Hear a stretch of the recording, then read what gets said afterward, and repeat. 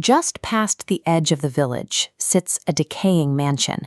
Its crumbling walls establish a clear geographical boundary between the safety of daylight and a forbidden zone that the locals refuse to enter. The area is governed by a strict legend. An unmarried witch, a Kuwari Chudail, resides inside, and anyone who hears her crying at midnight never returns.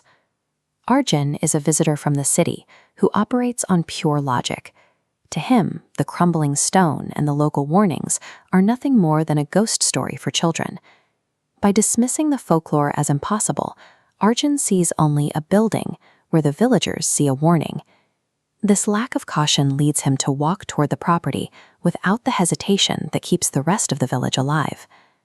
To prove his point, Arjun makes a wager with his friends. He will spend an entire night inside the ruins. He waits for the one time the villagers fear most: midnight.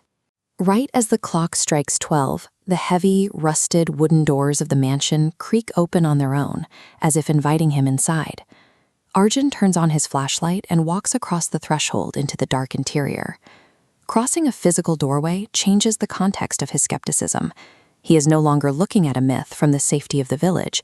He has stepped into the environment where that myth supposedly lives. This floor plan shows a single path funneling visitors directly into the center room. As Arjun approaches, a sharp temperature drop radiates from this core. Highlighting the central room reveals it as the origin of the echoing anklets, pulling him exactly where his path terminates. In the middle of that room, he finds a bride sitting in a red dress, her face completely obscured by a heavy veil. The drop in temperature and the narrow, windowless halls strip away his sense of direction. By the time he sees the figure in red, he is physically isolated in the deepest part of the structure. Arjun laughs at the sight, breaking the silence to mock the figure and demand that she show her face. His mockery is met with a sudden crash. The heavy room door violently slams shut and locks, sealing him inside. The bride stands. As the veil lifts, it reveals a half-burned face, pitch-black eyes, and black blood dripping from her lips. On her wedding day, in this very room, her groom betrayed her and burned her alive. The haunt is a repetition of that trauma.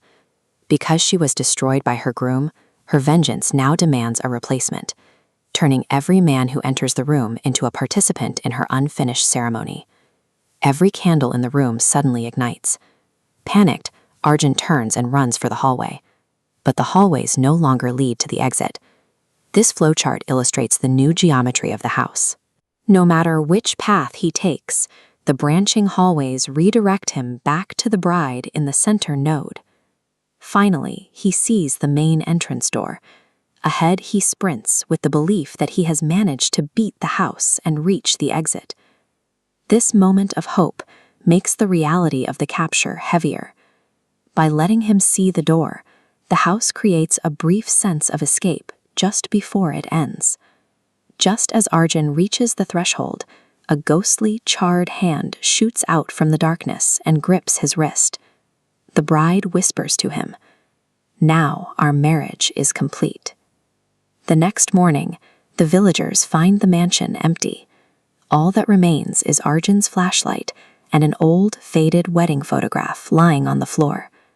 The image in the photograph has changed.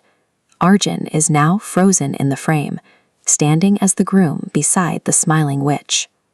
The mansion returns to its quiet, decaying state. It remains in the shadows, waiting for the next person who believes that the stories they've heard are just stories.